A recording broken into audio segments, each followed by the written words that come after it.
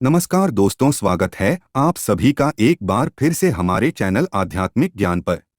दोस्तों, पूरे 500 सालों के बाद बना दिव्य और दुर्लभ महाशुभ संयोग 14 अक्टूबर 2023 दिन शनिवार, साल की सबसे बड़ी अमावस्या, सर्वपितृ अमावस्या, अश्विन अमावस्या।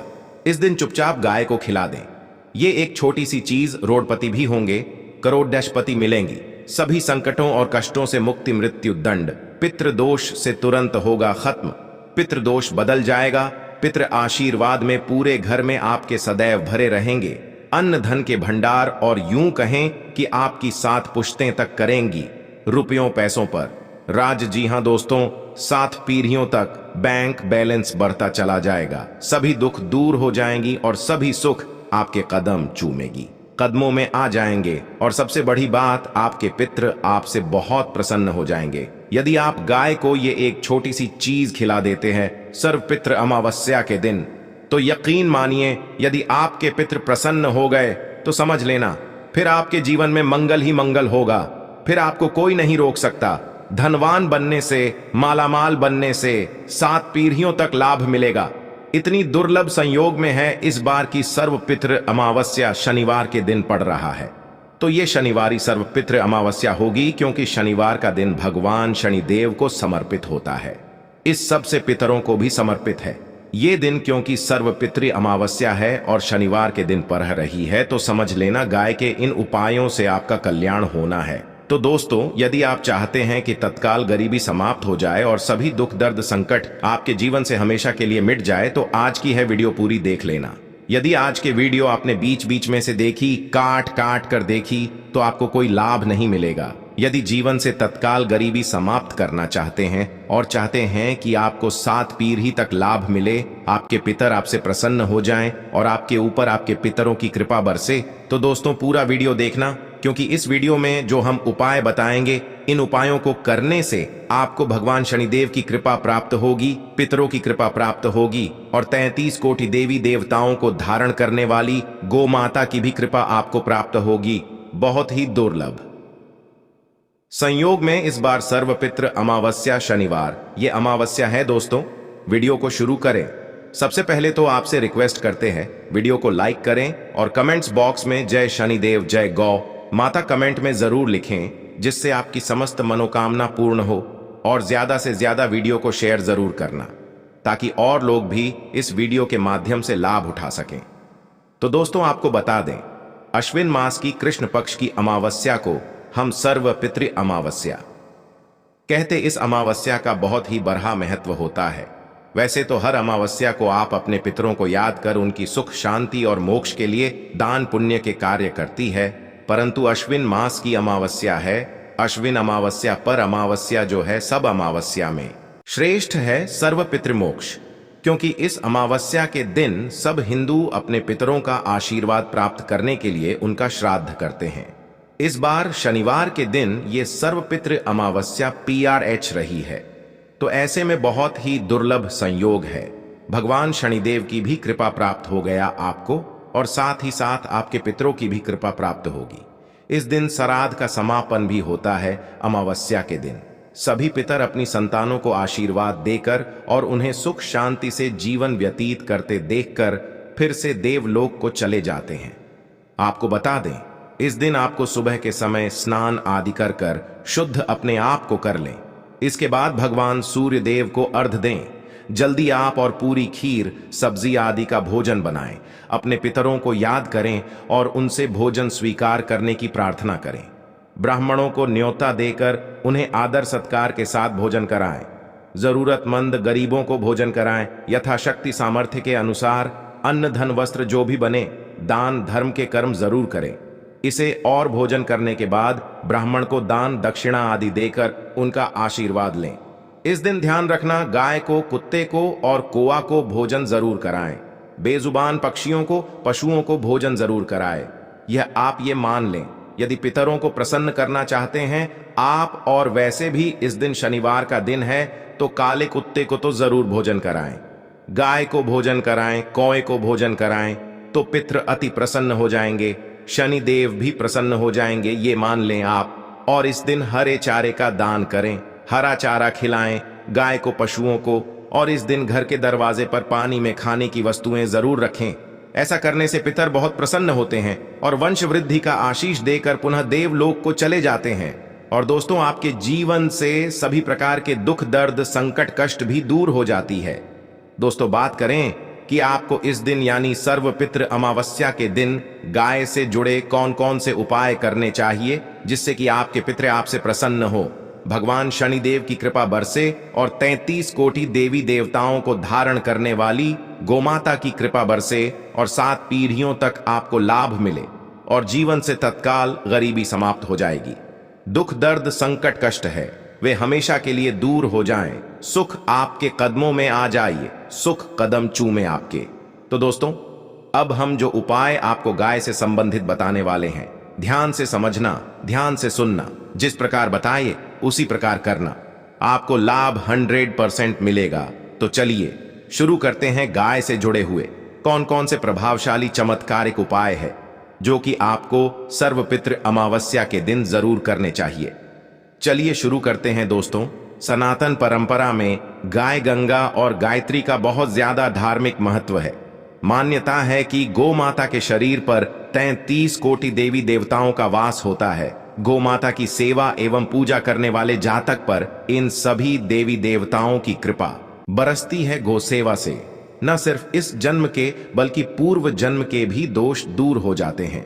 प्रत्येक सुबह जब आपके घर में भोजन बनना प्रारंभ हो तो सबसे पहले बनाई गई रोटी को आप गोमाता के नाम से निकाल दें और भोजन करने से पूर्व गोमाता को इस रोटी को खिलाएं। यदि संभव हो तो काली गाय को खिलाएं। यदि काली गाय ना मिले तो सफेद गाय को भी आप खिला सकते हैं।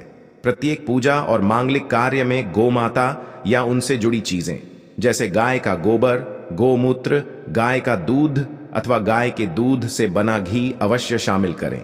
इससे आपको पुण्य भाव की प्राप्ति होगी। सनातन परंपरा के अनुसार जिस घर में गाय होती है उस घर से जुड़े सभी वास्तु दोष स्वतः ही समाप्त हो जाते हैं। किसी भी पूजा में गाय से प्राप्त पंचगव्य युक्त पदार्थ का उपयोग अवश्य शामिल करें, क्योंकि पंचगव्य के बिना कोई भी पूजा पाठ और हवन सफल नहीं होता। जी हां दोस्तों, गौ कृपा पाने के लिए प्रतिदिन, सप्ताह अथवा महीने में परिवार समेत एक बार गौशाला जाने का नियम जरूर बनाएं और वहां गायों को हरा चारा जरूर खिलाएं। इससे आपको शुभ फलों की प्राप्ति होगी और साथ ही साथ गौसेवा और गोपूजा से 9 ग्रह शांत हो जाते हैं और इनसे जुड़े दोषों का निदान हो जाता है। गर्मियों में गोमाता को पानी पिलाएं और सर्दी में गोमाता को गुड़ अवश्य खिलाएं। ये ध्यान रखें कि गर्मियों में गाय को गुड़ न खिलाए। अनेक देवी देवताओं को अपने शरीर पर धारण करने वाली गोमाता से जुड़े कई शुभ और अशुभ संकेत भी होते हैं। मसलन गाय का दूध दुहाते समय यदि गाय ठोकर मार दे और सारा दूध बिखर जाए तो अपशगुन होता है। यदि कोई यात्रा पर निकल रहा हो और गाय अपने बछड़े को दूध पिलाती सामने आ जाए तो निश्चित रूप से जिस यात्रा के लिए आप निकले हैं वे यात्रा आपके लिए अवश्य सफल होगी और वह काम जिसके लिए आप निकले हैं वे अवश्य ही पूर्ण होगा। यात्रा पर जाते समय बाईं ओर गाय की आवाज आना और रात्रि में गाय की उनकार करना भी होता है दोस्तों। साथ साथ गाय के साथ आप भूलकर भी ये काम ना करें, अन्यथा मिलता है घोर नरक और जीवन भर की परेशानियां। जय दोस्तों, गाय को राष्ट्रीय पशु बनाए जाने और इन्हें मौलिक अधिकार दिए जाने की बात हो रही है तो सवाल उठता है कि गाय जब वो भारतीय संस्कृति का अहम हिस्सा है तब भी गाय के साथ लोग खराब व्यवहार कैसे कर लेते हैं।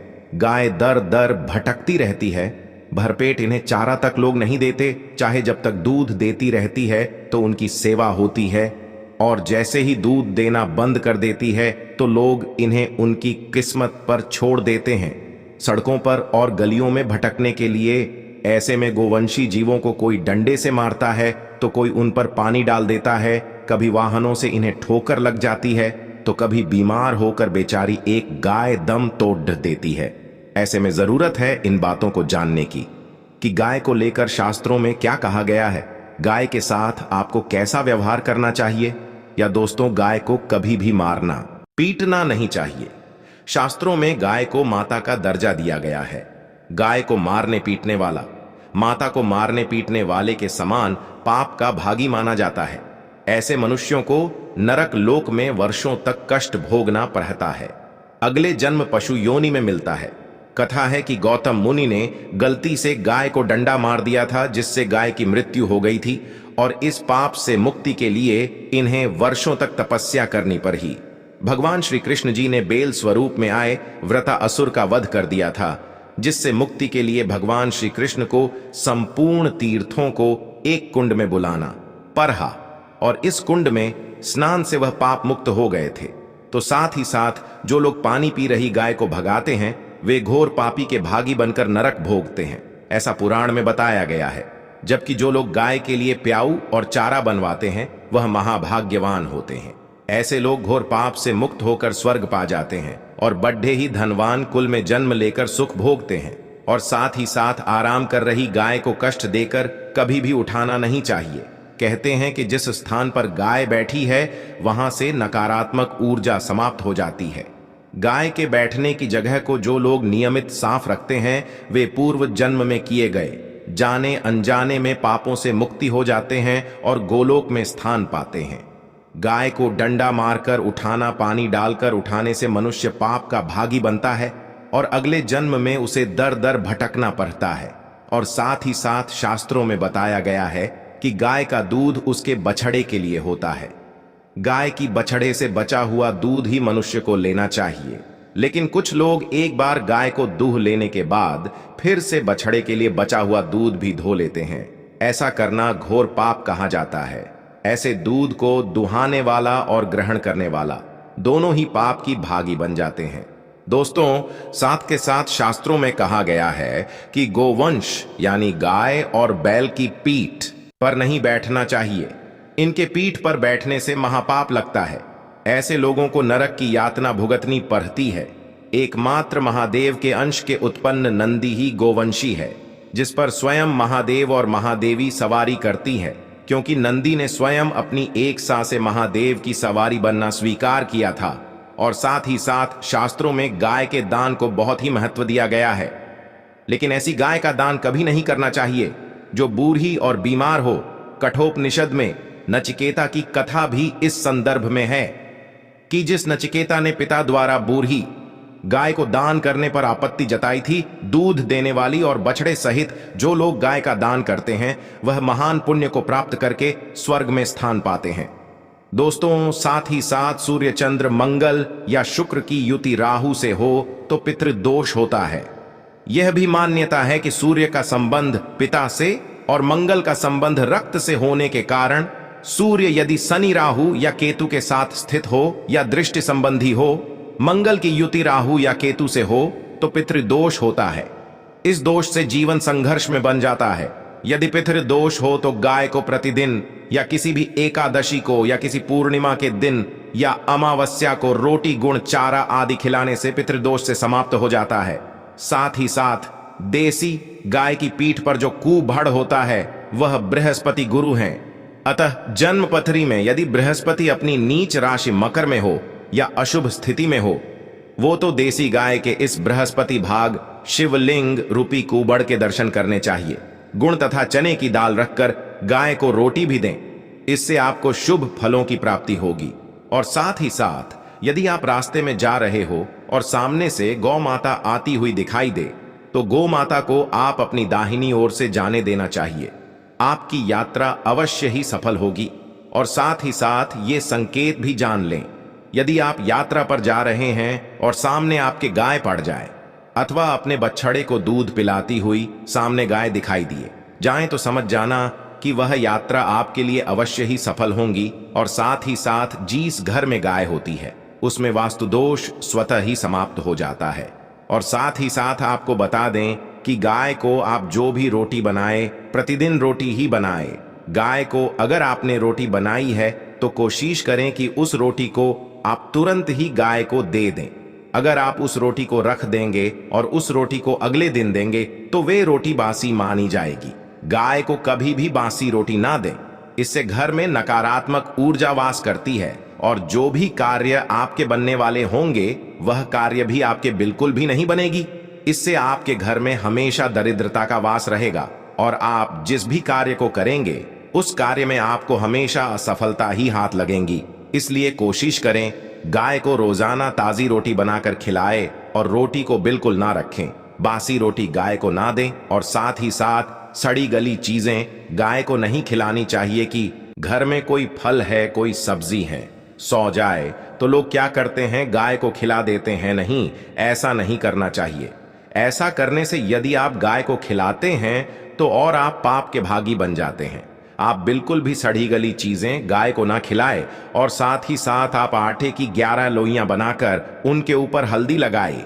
इसके बाद आप उन 11 लोइयों को एक एक करके गाय को खिलाए। प्रत्येक लोई को खिलाते समय गाय के पर आप हाथ फेरें, पीठ पर हाथ पे नहीं, मस्तक पर हाथ फेरें। माता गाय की आप चरणों के स्पर्श करें। या दोस्तों, ऐसा करने से आपके समस्त कार्य बनने लगेंगे। जो दुख का समय चल रहा है वे भी समाप्त होगा। आपके जीवन में खुशी है, खुशी होंगी। और एक बार आप 7 बार गाय की परिक्रमा भी कर लें तो आपके समस्त कार्य पूर्ण होंगी। और साथ ही साथ आप गाय को जब भी रोटी दे, रोटी पर या तो आप थोड़ी हल्दी लगा लें या थोड़ा गुड़ रख लें। अगर गुड़ ना हो तो आप थोड़ा मिश्री रख सकते हैं, थोड़ा घी रख सकते हैं। या दोस्तों, गाय को कभी भी सूखी रोटी ना खिलाए। सूखी का मतलब गाय के जो रोटी रखें खिलाए उस पर कुछ ना कुछ रखकर खिलाए। हल्दी रख लें, गुड़ रख लें, मिश्री, घी, अब जो भी रख लें, मतलब खाली रोटी नहीं खिलानी है। ध्यान इस बात का रखें जब भी आपको सुबह फलों की प्राप्ति होगी। या दोस्तों, ये थे गाय से जुड़े कुछ महत्वपूर्ण उपाय, कुछ बातें जिन्हें आपको ध्यान में जरूर रखना चाहिए। दोस्तों, वीडियो अच्छी लगी हो तो वीडियो को लाइक करें, ज्यादा से ज्यादा अपने दोस्तों में शेयर करें। चैनल पर नए हैं तो सब्सक्राइब करें। जय गौ माता।